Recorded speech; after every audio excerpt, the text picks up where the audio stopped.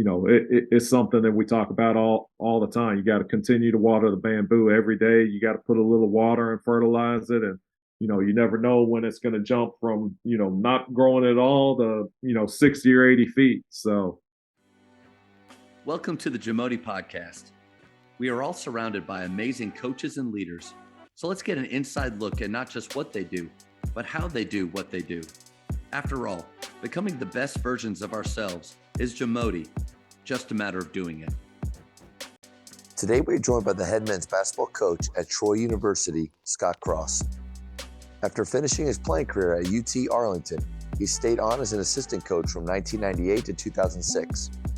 In 2006, Coach Cross became the head coach of UTA, and for 12 years led them to 225 wins, which is the most in program history. He was named the Southland Coach of the Year in 2012 and Sunbelt Coach of the Year in 2017. Coach Cross became the head coach of Troy University in 2019 and has turned their program around in a short period of time. Last season, he led the Trojans to a 20-11 record and received an invitation to the postseason College Basketball Invitational. Before we hear from Coach, take a moment to subscribe to our podcast and follow us on social media at Jamodi Podcast. What's up, Coach? what's going on? How are you? Man, we did it. Yes, sir. Thank you so much for giving up your time. This is just an honor for me because I feel like I've had a relationship with you over the years, but to get to talk hoops with you, learn more about your culture, I just can't wait, man. Awesome. Well, thank you for having me on. Yeah, what's going on with you these days?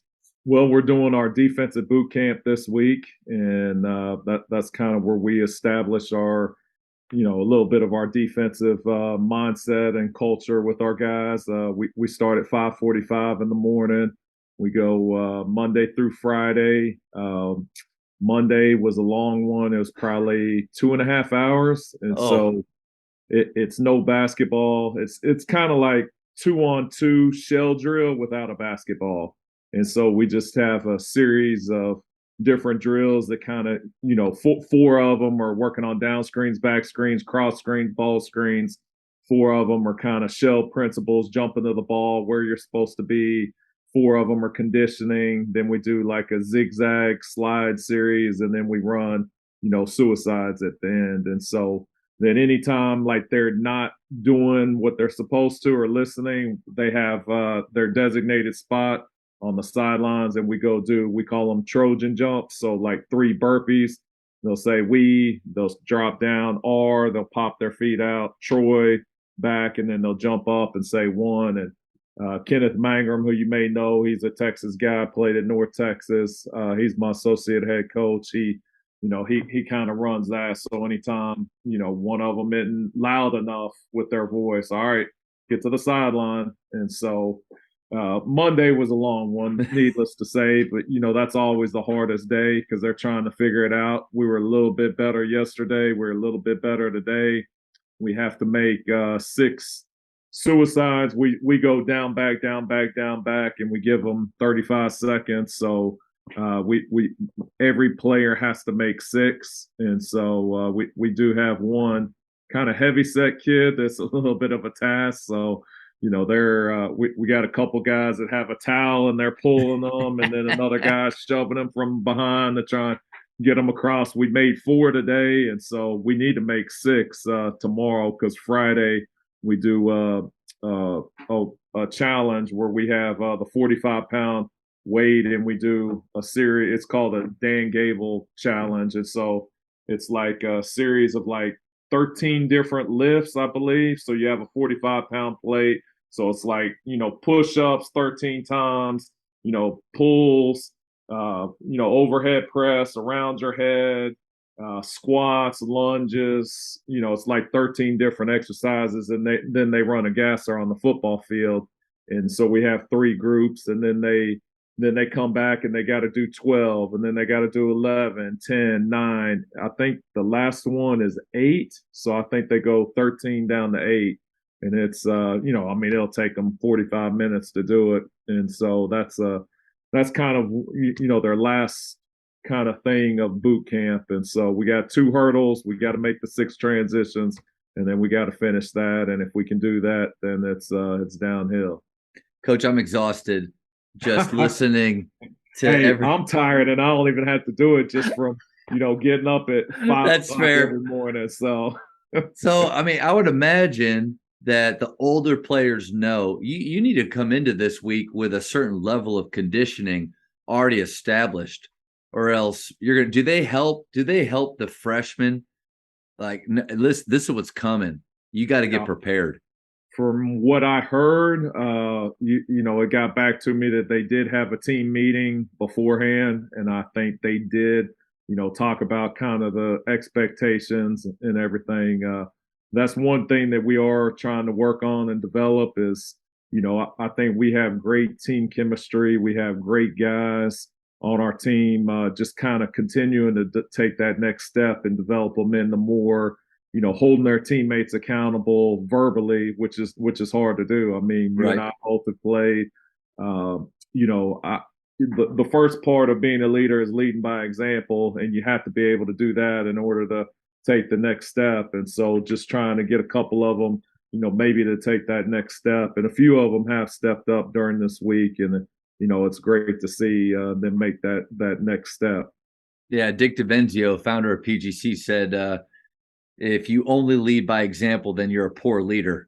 Yeah, Because at your level, I would imagine all of them have a certain level of example, or else they yeah, wouldn't be there.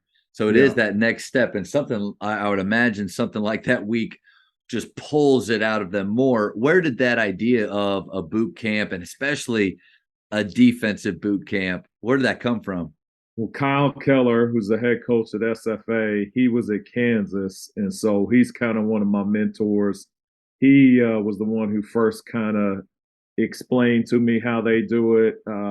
I think he sent me some video of theirs back in the day. I don't know if that's supposed to be a secret or not, but he did share it with me, trying to help. And then, it's kind of evolved for me, but the format I would say is probably very similar to what Kansas did. We did do at UT Arlington. We did 5 team challenges, at the end every day, which definitely probably made it harder. Once the COVID stuff happened, and Mm. you started hearing about the whatever the heart deal is, where people are just drop. Like, I kind of went away from that. So the only thing where the 6 transitions, they got to really really push themselves. But I'm hyper aware of it, and Yeah. you want to push them. You have to get them out of their comfort zone, but at the same time, you don't want to do anything to that would be the worst thing ever. It's like you got to get your guys to a certain level of toughness and overcome things, but you can't push them too far because there's no going back if something ever happened to somebody. So, like, it's very very intense, but I think the way that we do it, we're in a good spot right now to where it's probably enough to where they're going to absolutely hate it, but it's not to where we got to worry about somebody falling out or something like that. The only thing is we have to watch, and make sure that they're drinking a ton of water, because the guy comes in there dehydrated, it could be for a long day. Yeah, because nowadays, literally, running your kids into the ground Yeah. can you may not be there anymore much longer. Yeah. It's so, it's smart. It's smart the awareness that you have for it now. And then back, I don't know how many years ago, is probably 8 to 10 years ago, the sickle cell stuff, screening and all Yeah. that. And looking back on it, like, I wish I would have even known some of that stuff, because like, we have one right now, and so, like, I'm hyper aware of watching him, and we'll shut him down. Anytime we can see, we see him start to bend over or anything, but 10 years ago, you didn't even know that. And you might think a guy was being soft, but it was his own body's mechanism for, like, dude, you need to slow down, or, you're going to be in trouble here. And so, that's been a great advancement, knowing that. And I was actually just going through all the paperwork. We had to sign off on the one guy on our team, and just reading through it, I mean, it's very, very, scary to think about it. And so, and but our guy on our team, I mean, he's like one of our toughest guys too. Like, so, like, we have to be aware, because he's the type of kid that'll push himself, and just keep going Yeah. and won't ever shut down. And, we're like, no, you need to go to the side, drink some water, and we're good. We know you're tough. You check all the boxes for us. But yeah, so that's kind of what we're doing right now. What's the team vibe like on the Friday, last sprint's done, and they know boot camp's over? What's that like? Yeah, it's relief. I know we always give them a boot camp shirt at the end. I remember one text message thread a couple years ago. Somebody said like that he wasn't even going to wear the shirt. He was just going to hang it up on his wall. It's kind of like a badge of honor for them that they've definitely accomplished something by finishing it. And probably at the beginning, if you would say, okay, if we told them what they were going to do, and then you got to run, these 6 suicides in time, like, probably every new guy that came in there, the majority of them would think like, there's no way I'm going to be able to do that. But,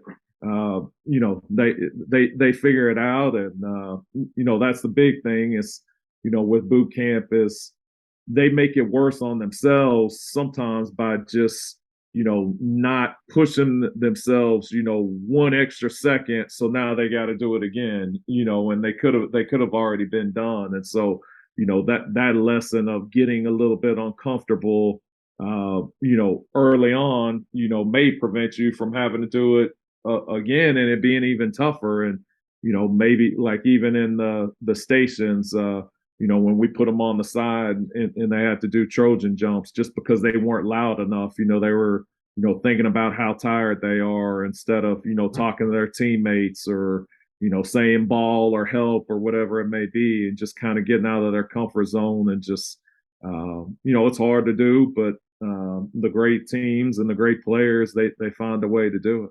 I love getting to listen to coaches talk about daily habits, what leads them to success. So what are some things that you do daily that just set your day up right?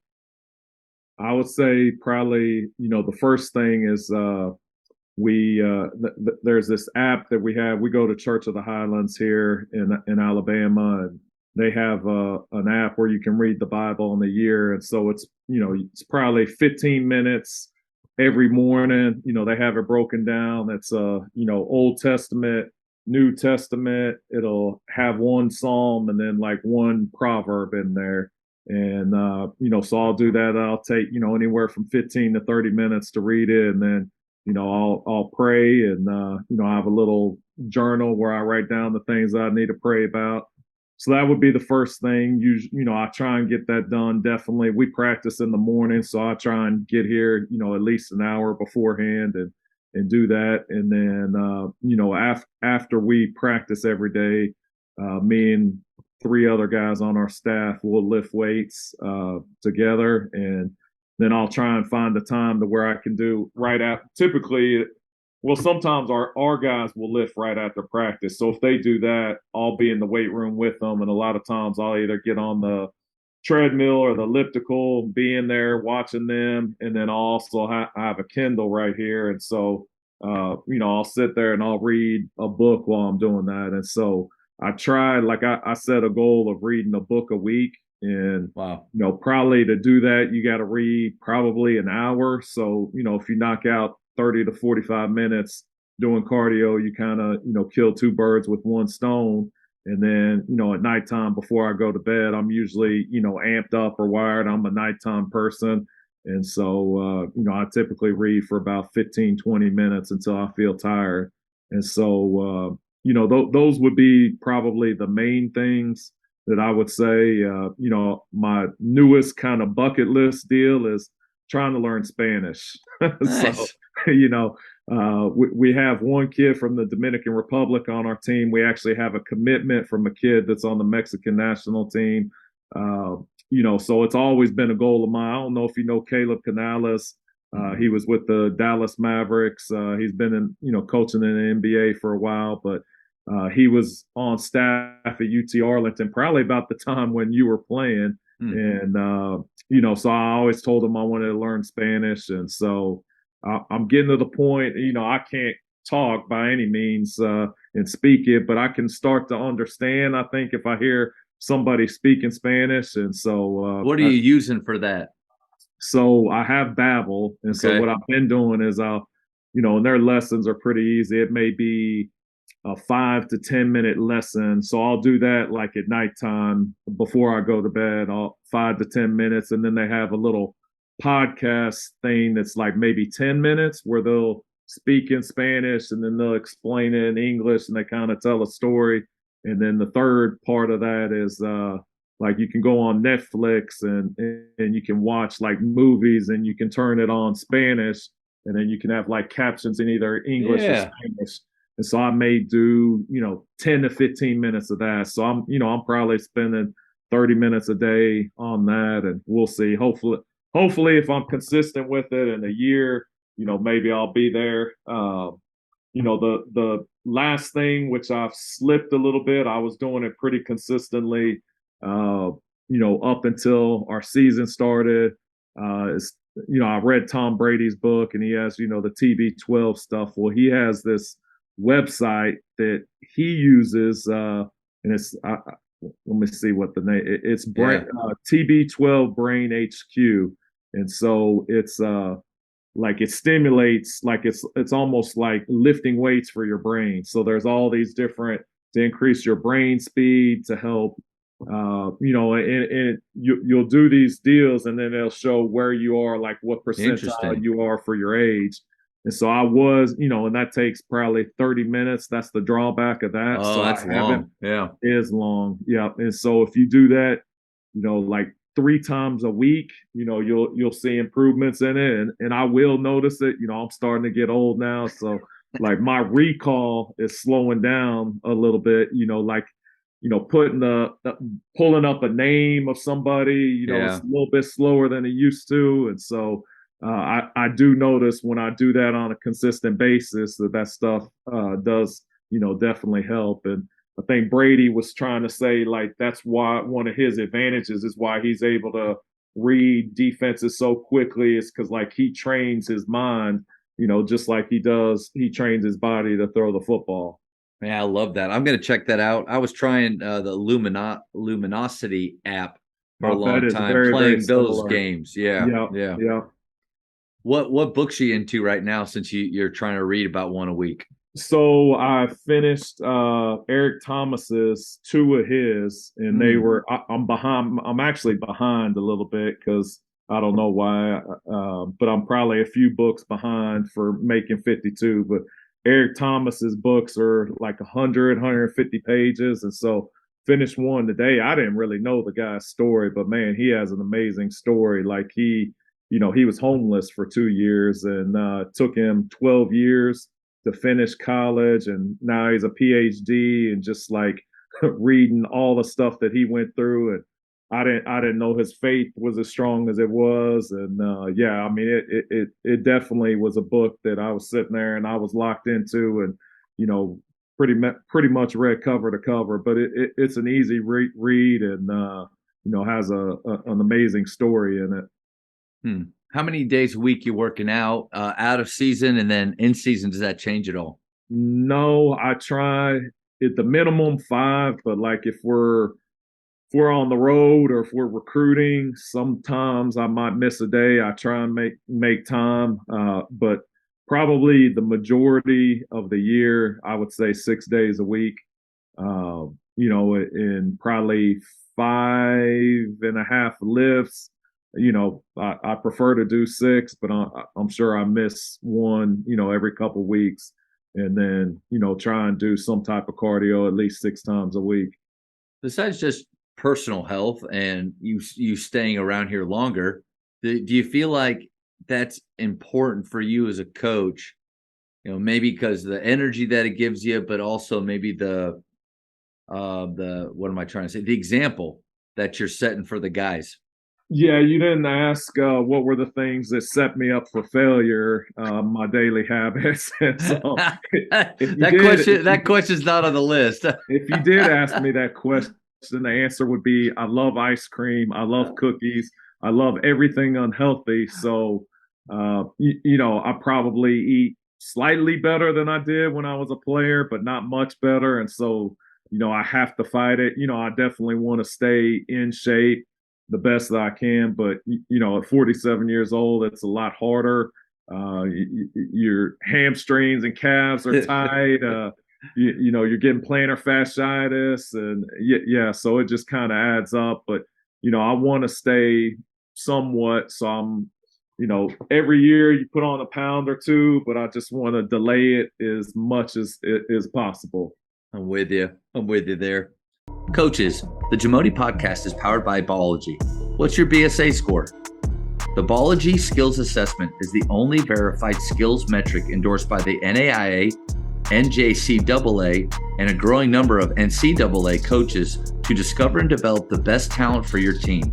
This 4-minute, 40-shot test can be taken free today on the Ballogy mobile app. Elevate your game. So I've followed you on social media closely over the years and had some conversations with you, and I love take the stairs mentality. So I want to go deeper into what are some of the standards or pillars of your program. Yeah, so we have 5. We actually, we have these little wristbands here, but tough, competitive, selfless, ownership, and communicate are our 5. The toughness is kind of, what we kind of set our standard for. We believe, in fact, my shirt says it, toughness is a talent. We say it all the time with our guys, the toughest team always wins. So, if we're recruiting a player, we definitely want them to be tough, mentally and physically. Can I stop you right there, yes. Coach? Okay, recruiting a player, you want to be tough. What are some things that show you toughness in a player? So I would say, a guy that, will block out, that'll take a charge, that'll play defense, that plays hard the whole time, making the extra effort, and it goes very closely with the next one, being competitive. I think those two kind of go hand in hand. And the competitive guy, I mean, he's gonna do whatever it takes to help his team be successful. He's gonna not give the other team an easy basket. The other guy may be quicker, faster, better, but the guy, the competitive guy is gonna fight him, tooth and nail, and do whatever it takes. A guy that just graduated for us, Nick Stampley, I can remember he was the first guy we signed at Troy. And his coach, Jeremy Schulman at Eastern Florida, he sent a clip of him at the down at Hutch, and it was this clip of the ball rolling on the floor, and Nick, went and dove, like did that picture of Dennis Rodman, and he slid for like 10 feet on the floor. And I hadn't even watched the kid play live, at the time, but the guy on my staff, Mike Worley, had seen him, and one of the other guys on my staff had seen him, and like I was sold like right then and there. Like he got all tournament team, but then once you see in the way his coach talked about him, and he kind of really helped establish our culture here, because he would do all the little things. He would communicate. He would be intense. He would be tough. He was always in the gym. We call it OKG, our kind of guys. I stole that from the old Boise State football coach Peterson, and actually back when we were at Arlington, we had a stretch where we were really good around 2011-12, and then we dipped a little bit, and then I got with Coach Young and the rest of the staff, and we said we were just going to recruit OKGs, and finding guys that are, high character, that are tough, that are selfless, that are high production, low ego. Those were the guys that we were going to take. And we actually had 2 kids on an official visit, and, they were very good players. But like during the visit, we just got the vibe that they were very, very entitled. They were, asking for this and that. And like, we're offering you a full scholarship, and it just was like nothing was good enough. And so at that point, we actually I told Coach Young, I was like, man, call up Kevin Hervey. We weren't even recruiting Kevin Hervey. And so he calls him up. We set up a home visit like 2 days later. We go over there.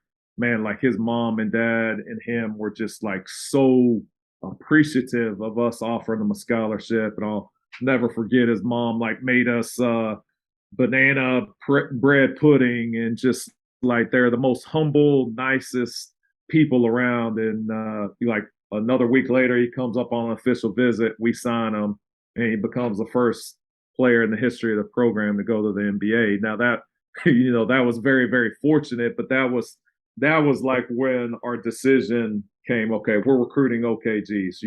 Guys that are high character. They're going to appreciate the little things. They're going to work hard. They're not going to be entitled. And from that recruiting class on, that was kind of when we established and kind of sustained success. At that point. And so I forget where we were going with Yeah, it. well, no, Yeah. the things in your bracelet. So what Yes. else? Yeah, toughness So, and tough, competitiveness. competitive, ownership. Ownership to me is, like guys owning, taking responsibility, accountability for everything within the program. So, not letting things go. Like one of the things that stuck out with me, like Dak Prescott. I don't know if you remember that clip where he threw his cup and he missed the trash can. Well, an entitled player would just say, "Hey, there's people there to pick it up." Well, Dak didn't do it. He went and he picked up his piece of trash and he put it in there, and like that stuck out to me. I showed it to our team, both at Arlington and here at Troy. Like to me, that's the definition of ownership. Like, Yeah. it wasn't somebody else's job.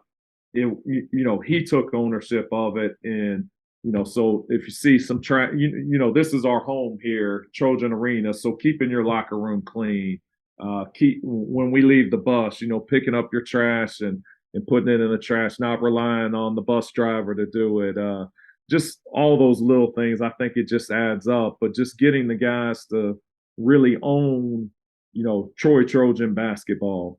And then ownership. I'm sorry, that was ownership. Selfless. We talk about their most important role is to be a great teammate. More than anything else, just be a great teammate. And so I think that's probably the hardest one. It was hard for me. I know as a player, I talk about it with them all the time. Like it's not easy to be on the sideline and watch the guy that's playing the same position play. But you have to hide those emotions. You're not going to change the fact that you want to be out there, but you can change the fact that he can never know that you're pulling against him, that the coach can never know, that the fans can never know, that you don't ruin our energy or our vibe because you look sad coming off the floor or throw a temper tantrum or whatever. You have to cheer him on, and flipping it and taking it as a teammate approach. Okay, you go wear him down. Then when I come back in there, I'm going to wear him down, and we're just going to go at him. So just kind of flipping the switch, and just it's such a hard one. But the great teams that I've been a part of, the majority, maybe 13, 14 out of 15 guys, have been very, very selfless. And then the last one would be communicate. And I would say, we emphasize being loud on the floor. We say the intensity of your voice determines the intensity of your actions. I talk about it all the time. Like just when you close out, we put our hands up and we yell ball, and we want to be loud. When they shoot a shot, we want to yell shot as loud as we can. In a game, if it's a 5-point game, that's 2 shots. Like, if you can just affect 2 shots with your voice, why would you not yell shot? I mean, you cannot tell me you're a great shooter. I've watched you shoot. I tried really hard to sign you at UT Arlington. But if I yell shot as loud as I can at you, you cannot tell me that you're going to shoot better with me yelling right in your face every time. Yeah. And so, just putting a hand in their face and communicating is also letting your teammate know what's going to happen. If they hear screen before the screen hits them, they can look and they have about that much space to where they can get around the screen. If the screens hit them and they don't know, they're not getting around the screen. They're going to have to, fight through it, and they're not going to get by. It's going to be tough to get through it. And so, and then also communication off the court, just being a man. I'll work with our guys. There's been many, many times, as long as they communicate ahead of time, hey, coach, I have a family reunion in June. Would it be possible for me to be gone that week? Sure. So not the day of, you want some, right. some. Yes. And so, like, I'll work with our guys. I mean, it's a little tougher during the season because you can't give a bunch of days off, but right. Like out of season, I mean, you get 4 hours a week. I can have those 4 hours on a Monday and Tuesday. I can have them on a Friday, Saturday. There's a lot of flexibility. It's not the end of the world if you miss 2 workouts. Just communicate, and that's probably my toughest one. And I tell the guys that too. I have to do a better job. I do get caught up in, watching film, organizing practice, figuring out what we're going to run, how we're going to stop the opposing team. I have to be intentional about, communicating with our guys, individually, off the floor. It's not that, I'm more introverted. I love figuring stuff out, but so that's one that I constantly have to force myself to work on. But I am a loud person on the court. That's easy for me, but yeah. Off the court, I have to be more intentional about it. Man, love the culture. I mean, love the flow of all 5 of those ideas. A lot to unpack, but one thing you said early on with you talking about toughness, just something I've always struggled with. Does a player either have it, and you can make them even more tough? If they don't seem to have any toughness, can you make them tough? What are your thoughts? For sure. I mean, I would say it's just like anything. You can make a 7 into a 10. You can make a 2 into a 6 or a 7, probably. So if they have none and you have a really, really tough team, you can definitely raise them up. If they have a lot of toughness coming in, you can definitely, get them all the way to the top. So I do think it's something that you can improve. The more tougher guys you have around them, it's definitely going to raise, the weak link up. And, if you have too many soft guys around, then it can definitely have the opposite effect on your culture. So, you can't take too many guys that, are 2s or 3s. You can maybe have 1 or 2 guys on there, but the majority of the guys need to be 6s and 7s on there. I think what you said about selflessness is, yeah, I don't care what era you're talking about. That's always a struggle with players that think that they should be getting more, but they're not. And you and I have been on that bench too, where we have to stand and clap and cheer for the guy coming out. And my question is, so sometimes on a high school team, especially, you might have 1 or 2 that are so far above skill wise that that me monster really does. The kids know, like, he's just so far above. I can't. Like, we had Tyler Lumblade a few years ago. Nobody said a thing when Tyler shot 20 shots in a game. It was just it's okay. I need advice because this year we have 5 or 6 guys that are skilled. Any given night can have a good night, especially shooting wise. And I guess I'm anticipating that me monster coming out when they sub, when they see other guys having a good night, and maybe 2 or 3 games go by and it's not their night. When you see that, how do you address it? What do you do to, just try to keep that away, that human nature away as best you can? Yeah, that's a good question. I mean, I would say it's it's something that you have to be very diligent about and use every last resource from every person on your staff, trying to get in that person's ear, to meeting one-on-one, to showing examples of NBA teams. There's, I'm sure if you do digging on it, like the Kentucky team that actually one of my Arlington teams played against it, where Booker, I don't think he started a game on that team, and he's a first round draft pick and an NBA All-Star. So like it's not the end of the world. There's so many examples of guys that came off the bench. It's hard to embrace that role, but just highlighting those examples, and just constantly, maybe bringing people in to talk, former players, just stories that you can give to them, and it's hard to do. I think that's probably the hardest thing we do as coaches is manage egos. There's nothing harder. That's why I've got there's 6 total people on our staff here. That's the biggest challenge that we face during the season is how do you manage it? How do you get them all on the same page? Because if they all are all on the same page, you're going to overachieve. If they're not, you're probably not going to be as good as you could be. And so, talking about winning a championship and if they're all on the same page, you have a chance. If they don't, you're not going to. I mean, the most talented team probably very, very seldom wins. You look at anywhere from the NBA to college, it's very, very seldom the most talented team that wins the championship. 9 times out of 10, it's going to be the team.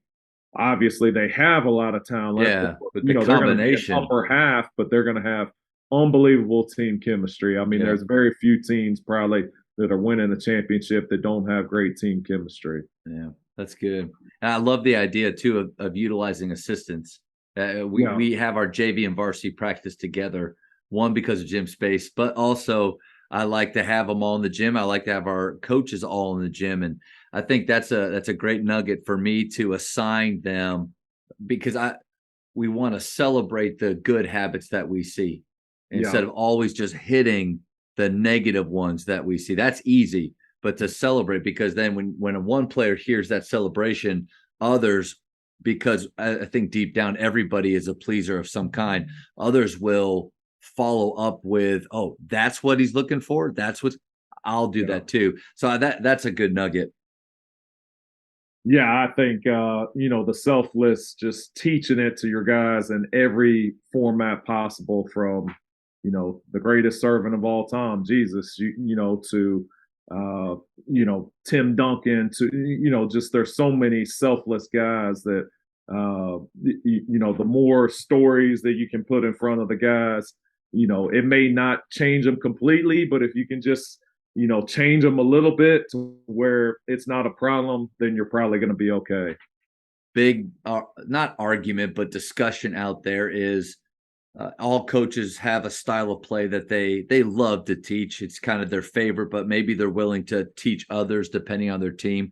But then there's some that it will go it's players where I don't care what style we play, it just has to fit them. So are you more of style based, or is it all about the players that you have? I would probably say I've been both ways, probably when I was an assistant coach, I had all the answers. When I was recruiting, you knew exactly what I was going to run, what I was going to do, had it all planned out. And I can probably tell you I do absolutely nothing of what I planned out when I was, 25 years old and had all the answers. I've played every possible way, from being in the gaps to being aggressive to pressing to being straight half court to being zone, to running pick and roll to running triangle to running 4-out ball screen. This year we're running 5-out. So yeah, I'm a little bit of both. I definitely would say that I adjust to our players. I'm not going to be boxed into the system and then the players don't fit. I'm gonna try and figure out how to utilize, last year we had Effie Odaji. He transferred and he's going to SMU, but he's a wide body, slow post player. With a year before, we had our 5-man taking the ball out, and we, that's how we started our secondary. Well, midway through the season, I'm like, he's our best low post player. I got him playing way far away from the basket. When we get scored, and he's 265 pounds. He's got to get the ball, take 3 more steps to go out of bounds, then come down, and he's still not next to the basket. So we changed it, and we got him Effie. When we get scored on, just run down to the front of the rim and get ready to You post. saved him like 30 feet right there. Right. All of a sudden, he had more energy. He was Yeah. more efficient, and we were a better basketball team. And so, I may not get it figured out for 5 or 10 games, but usually, we'll figure it out. But to answer your question, we're going to adjust. Uh, I've had to adjust all the time. When we had Kevin Hervey, we were changing up our defenses all the time. If we scored a layup, we were in our 2-2-1 back to matchup zone, and we were phenomenal at it. Then all of a sudden he goes down, and we can't have any success in our 2-2-1 press back to our zone, and all of a sudden we're struggling. And so I'm like, then I go back and I watch us beat Memphis, and he's 6'8" with the 7'3" wingspan. He gets a rebound, he can start the break. He's like super, super smart, knows how to get guys off the 3-point line and read without having to work extra hard. And I'm like, well, yeah, we just lost a dude that's really, really good. But then you look at our team, and we had all these tough dudes left, like Jorge Bilbao, Jalen Jones, Drew Charles, Eric Neal. And so we just, from that point forward, we went straight half court man. And, we lost 4 in a row from the time he went down. And then we ended up winning like 8 of our last 11 after losing an NBA guy. And so, yeah, I'm going to adjust. This year we are going 5 out. I love it. It's been fun to coach. It's opened up the floor for us.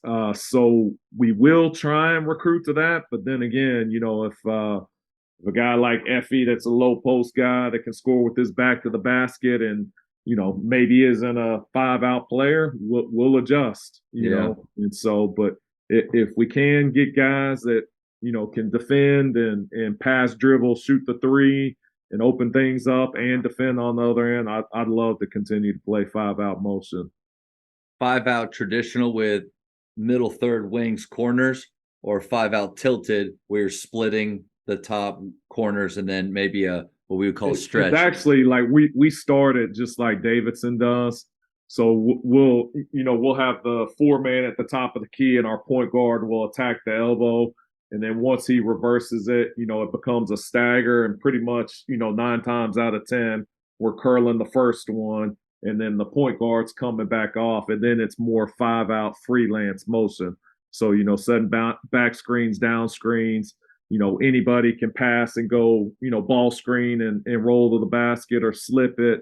So it's basically there's entries to get into that, but it'll be, 2 or 3 passes, and then we're, at that point, freelance. So, as long as your corner guys are setting flares, your guys cutting to the basket, they can post up, but then they need to be back screeners. If you do that and you get the guys to catch and see the basket, you have a chance of being successful. If they catch it and put it on the ground immediately, you're going to struggle. But so far it's been really, really good. We'll see how it translates once the season gets here. So I think the sweet spot is you have concepts that you really like, that you love to teach, and that you're confident in, because I think players can sense or smell if we're confident or not. And so we're confident in teaching them. But then you can mold those concepts to the player's strengths that you have from year to year. Where the danger is on either side of that spectrum too far, where your system, like you said early on, it doesn't fit our players. And I'm thinking of a few seasons at Faith where we lost because of me, my stubbornness, my pride. But then the other way, I feel like you can go too far, which is a team that really has no identity. No idea. They don't know what they hang their hat on, what they do well. And so it sounds like what you've done is the sweet spot of, we have our concepts and what we like to do, but man, we're going to make it work to win, because that's the ultimate goal, and to make you guys successful individually. Yeah. I mean, I'll say this, my last year in Arlington, I probably tweaked something I shouldn't have tweaked. And looking back on it, that team still won. I don't remember I think it was 21 games, but I look back and I'm like, man, why did I change that? Because the year before we had won 27 games, and we kind of I made it so it was a little bit more freelance, and guys were just thinking too much, you know. And I look back at that, and I'm like, man, I wish I would have just left it the way it was because we were rolling.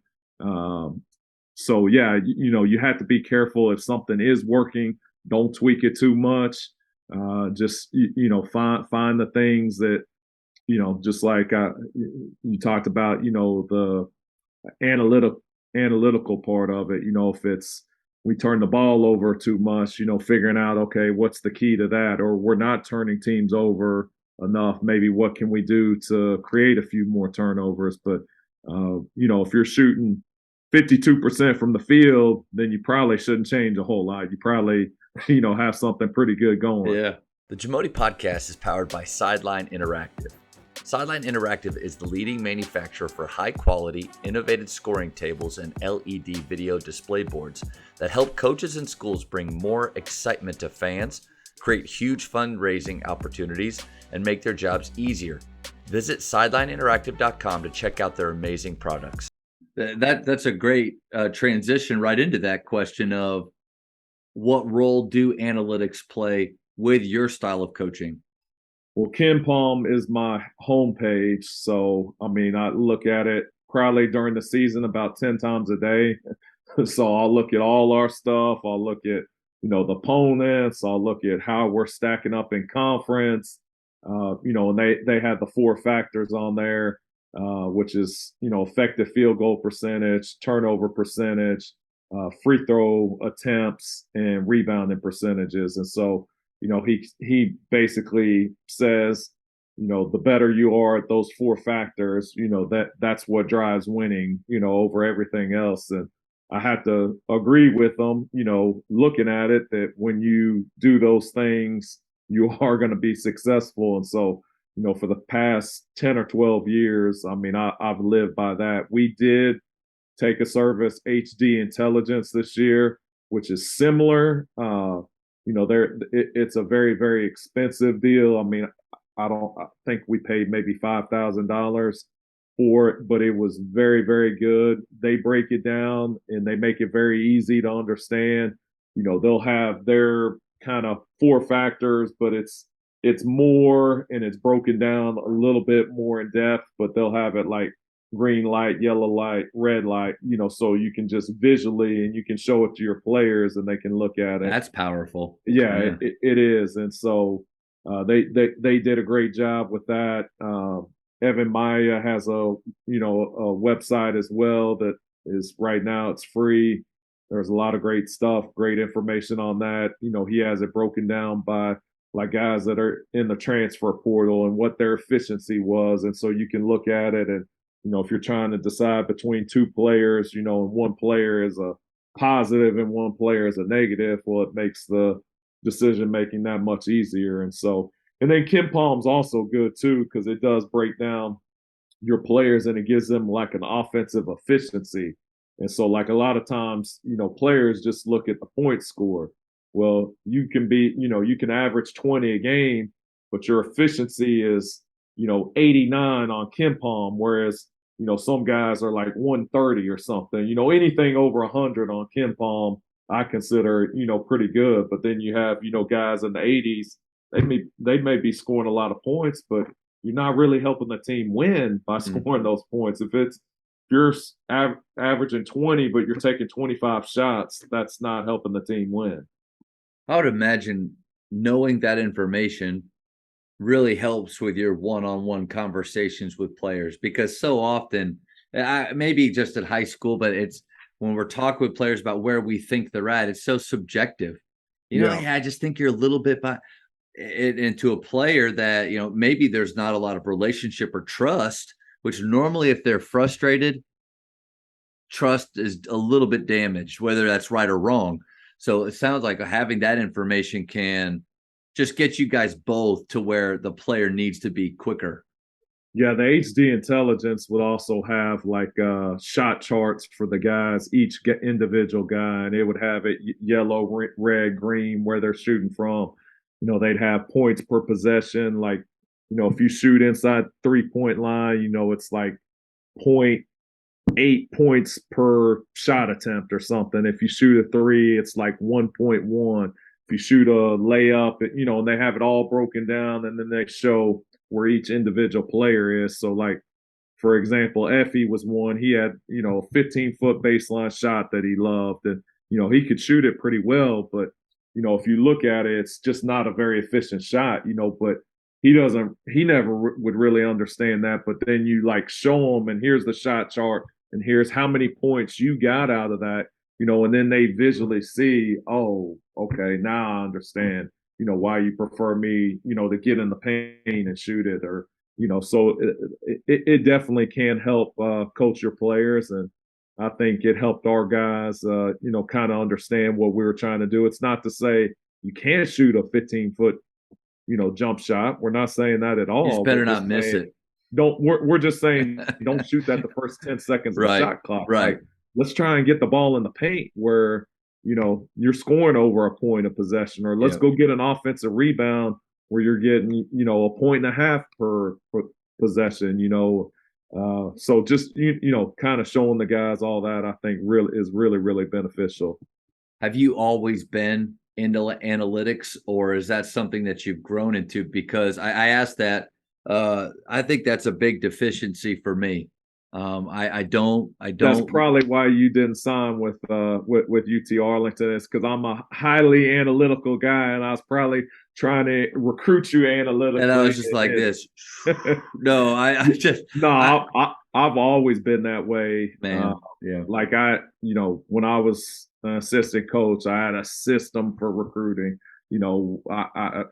I had a system for letters that I was getting.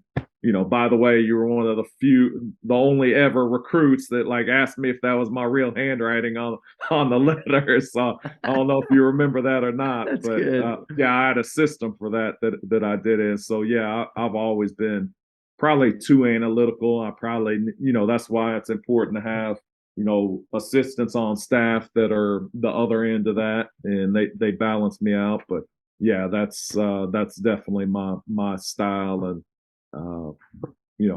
probably something that I need to be aware of, because you can probably go overboard with it as well. I don't know.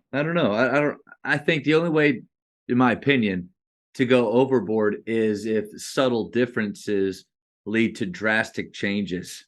In with your personnel, with your style of play, with what you're doing, because you alluded to it, like what you went through with UTA.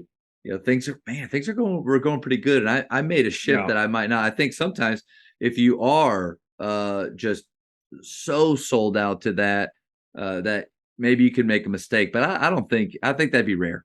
Yeah, I feel like I know just from watching your videos of your teams. I love the way you use social media and your programs do. How does individual skill development work into daily practice? And I like to take it a little bit more towards in season, because I think most coaches do individual skill work out of season, but then for some reason there's a shift once team play starts. Yeah, so individual skill instruction, in a team setting, we will always, we'll try and spend the first 30 minutes of practice just working on fundamentals. So, we may spend 5 minutes on ball handling. We may spend, 10 minutes doing a team shooting drill. We'll always work on passing and catching. Like that's probably where one of the things where I've really changed as a coach. Like 10 years ago, I never spent any time on passing and catching, but like the more I watch our teams and watch where we're turning the ball over, it's passing and catching. It's like, so you have to really, really work on it. And I feel like we've gotten better. We'll have to look at Kim Palm at the end of the year and see if we did make improvements in our turnovers, taking care of the basketball, working on footwork so we don't turn the ball over, with a stupid travel call. So all those we'll spend the first 30 minutes. And then, Coach, I got one question based on the travel call. On the catch, are you teaching what I call dropping our hips, but on a hop? Or are you teaching step? Or at your level, is it like, guys, you need to know what you like to do, just don't travel? Yeah, I think we do both. I mean, a lot of times I will say ball in there, feet in there with our guys, and just catch it on the hop. But I have no problem with the guy 1, 2, shooting the ball. Just the main thing is just us being very, very observant and calling out every little travel. And watching that they don't shuffle their feet, and then Yeah. just explaining to them what a travel is. We talk to them about on a jump stop. If you dribble, pick it up, and then you jump off of 1 on a 2, well, you can't move your feet. But if you dribble, jump, and you're in the air, and then you pick it up, now you can pivot. So like they don't know, but they really don't know that. Because Yeah. they've never. Most of them have never, and I didn't really know it until you watch these officiating videos. The more I watch them, the less I yell at the officials, because you get a little more educated on it. And so, we'll do little stuff like that. We'll work on finishing. In fact, one of them is Baylor finishing that Coach Mangrum got from Coach Brooks over there, and just trying to work on our guys. Just pivoting, going up, jump stop, shot fake, finish through the pad, just little things like that with them. And then, outside of practice, we don't necessarily set it up where they have to do this or that. We just tell them, hey, you have, 4 coaches here that can all work with you. You need to get with one of them, and you need to get some extra work in. We challenge all of our guys that are going to take 3-point shots to make 300 every single day. We have 3 shooting machines here in the arena. We have 7, 8 managers that can help rebound. You have coaches that'll rebound for you. So, we're on them. We talk about it every single day with them. Like we can only do so much in our 2.5 hours in terms of developing you as a player. Like where you're going to grow is what you do outside of practice. And so, Right. whether it's coming 30 minutes before and working on those things, or setting up a time. Like I said, we practice in the morning. Like Coach Jones, he has a group typically goes right about now at 5 o'clock, where they'll come in and they'll just get game shots up, or they'll work on their footwork or ball handling.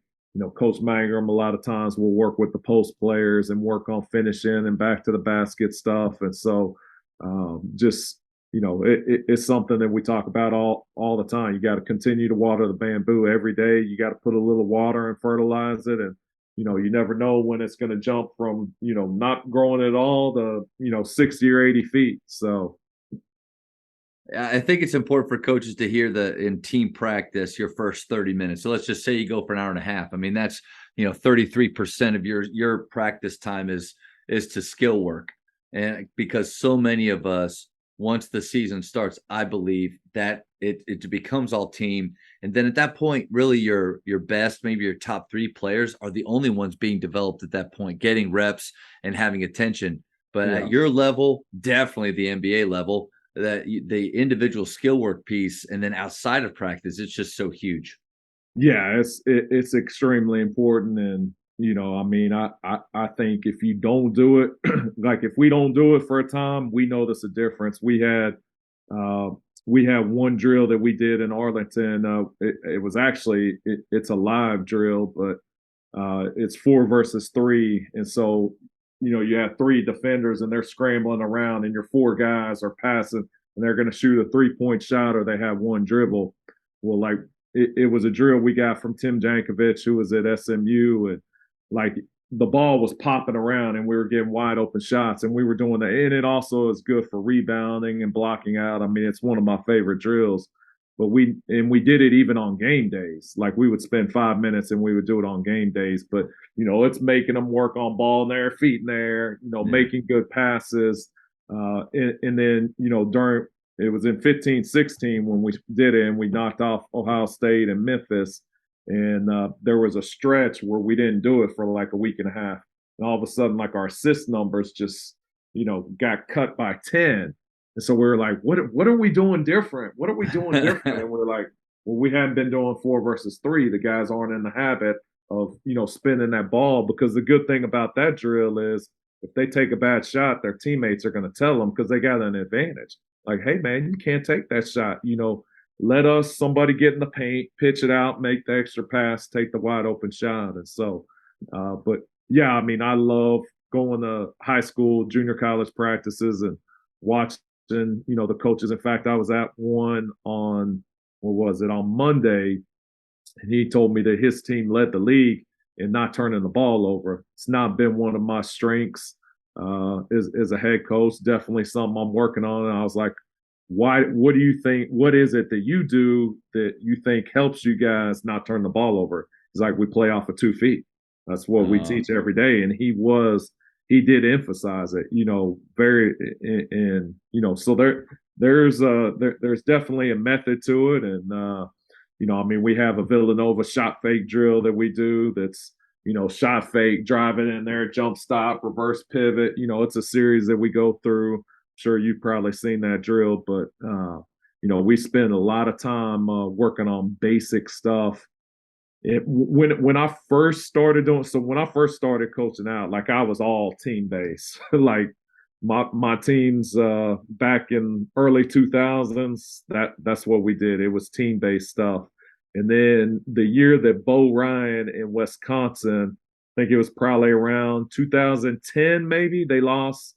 I think they lost in the championship game, if I'm not mistaken. But I got Bo Ryan's All Access DVD, and so this was during the Final Four. Like, I'm watching it on my laptop as the final game's being played.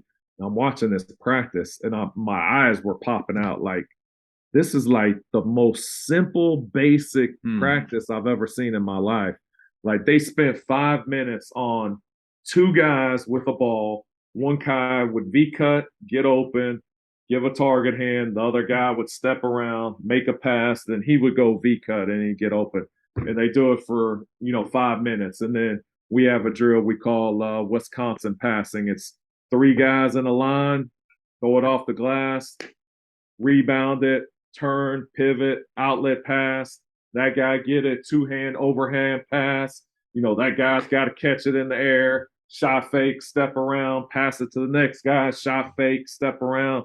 Like, it's just a series, and it's all just passing and catching. But, out of his 2.5 hour practice, I bet an hour and 30 minutes of it was the most basic passing, catching, footwork, and so, like, we started doing drills like that, and that's really when I started emphasizing, skill development and practice. And I probably should even do it even more.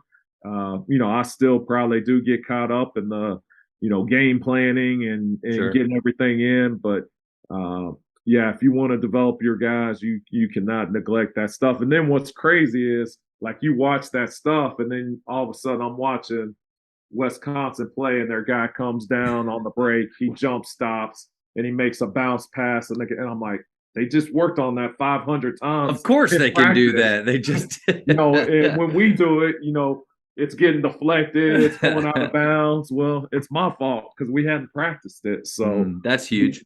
Yeah, we have made an effort, and Coach Jones on my staff, he's he's a turnover guy. He's always on our guys about taking care of the ball. And we have noticed the difference in practice. Let's knock on wood. I mean, our assists are higher than our turnovers for the first ever time in practice. Although now that we've been emphasizing defense, it's the turnovers are starting to come around a little bit more. But we definitely want to have be a positive assist to turnover team.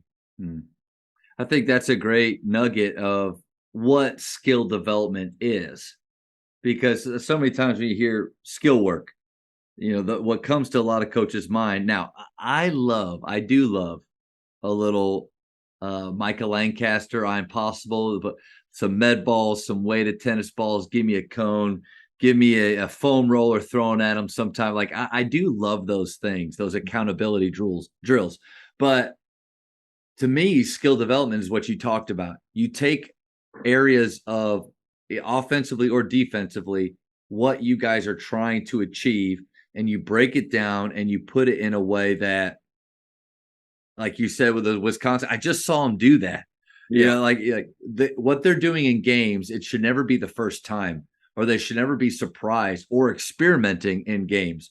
It should be things that we have, situations we put them in. But you're right. Like if skill development just means just two ball, and shooting drills need to be a big part of it too, or games. But if it's just that, and then all of a sudden they're playing offense and they're making mistakes, making the wrong reads, it's still on us, like you said.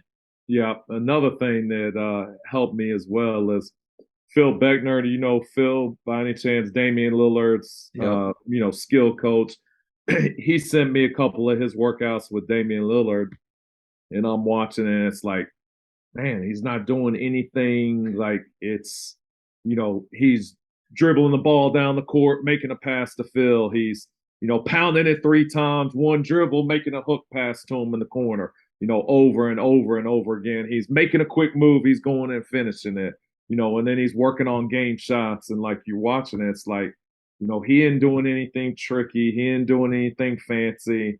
We have one drill that we call, Phil Beckner change of speed, change of direction, where, that's one of his things that he works on, so dribble as fast as you can to the cone, stop, cross, fast as you can to the next one, slide out, then try and, explode from the wing to the basket and go finish through a pad. Just simple, but very, very effective, teaching guys how to start and stop, how to change directions. And like, same thing, you watch Damian Lillard and just all that stuff that he works on, like you can see it in all the stuff that Phil was doing with him, like all that stuff like translates. Yeah. Coaches, the Jamodi podcast is powered by Shoot 360. The future of basketball has arrived in Dallas-Fort Worth. Shoot 360 combines the latest sports technology with the fundamentals of basketball skill development. The result is a one-of-a-kind video game-like basketball program designed to improve your shooting, dribbling, and passing. Visit shoot360dfw.com to learn more and register for your free 1-hour workout evaluation. Shoot 360, the future of basketball is here. Coach, 20 plus years of knowing you. After the speed round, I'm going to know you even better. All you right. Ready? I'm ready. First thing pops in your head, favorite ice cream flavor? Christmas cookies from Bluebell. Oh, wow. Yeah. That's specific. That's good right there. You did say that you're a sweets guy, so I'm not surprised. No, my wife, I'm like, please don't buy ice cream, because when she buys it, if she buys a half gallon, I could eat it all in one night, but it usually takes me 2 to 3 nights because I'm trying to refrain. Good for you. Good for you being able to say no, because you're right.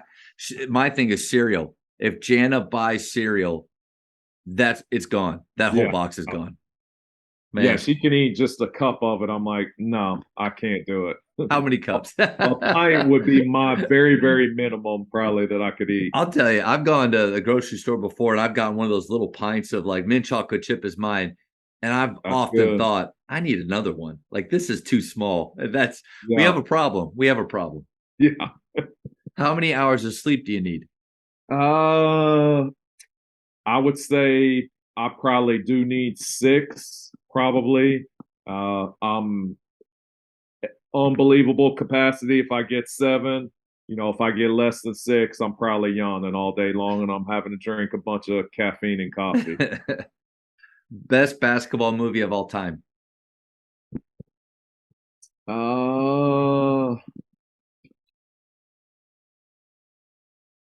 It's a good question.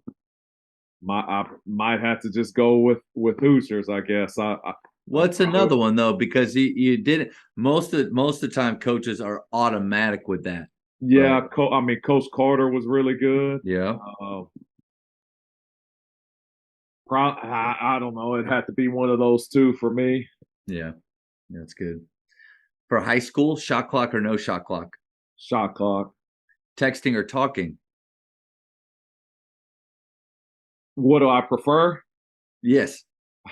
Unfortunately, I had to say texting. Yeah, you get things done quick. But also I've heard coaches say, or people, it depends on who it is. Yeah, like if it's your mom or it's your, you better answer it. But. If it's somebody that I have a good relationship with, I definitely would want to, this is the ideal way, Zoom. Yeah. Favorite holiday? Christmas. In basketball, who's the GOAT? Michael Jordan. It's not even close. Favorite city in the U.S. besides the one you live in?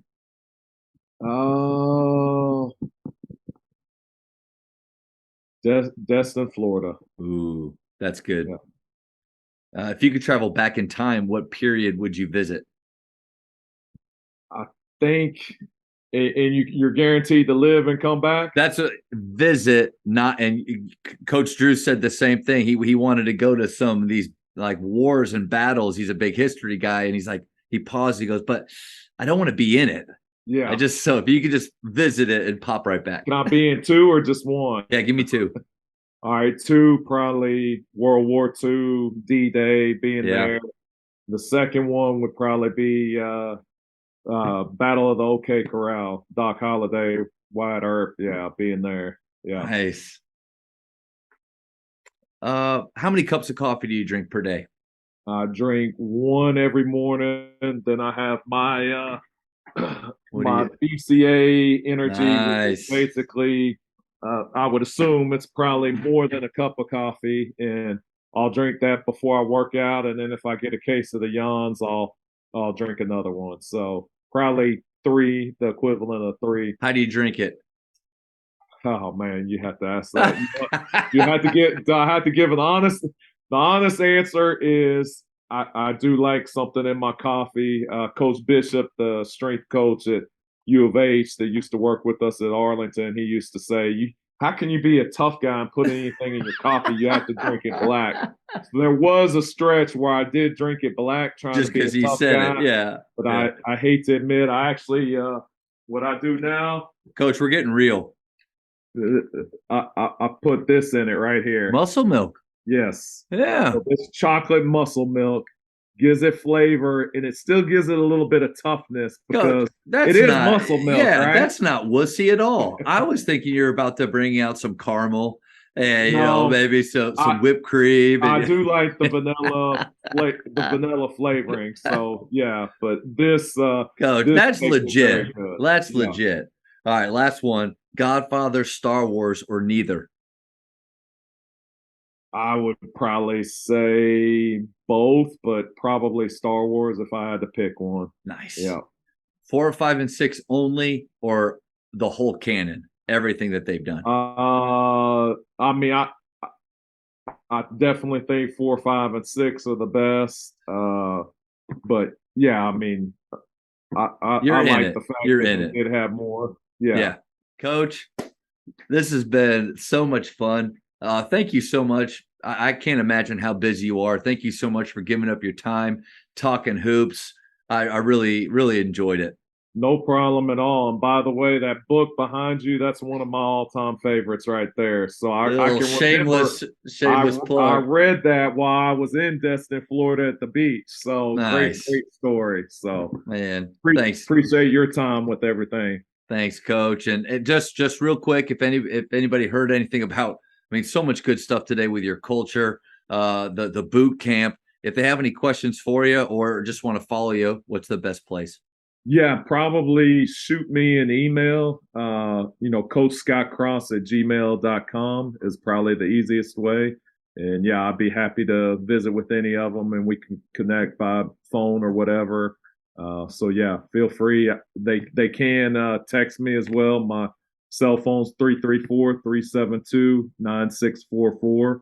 And if I don't have their phone number, I typically don't answer it. So just shoot me a text message so I can know who it is, and then we can connect.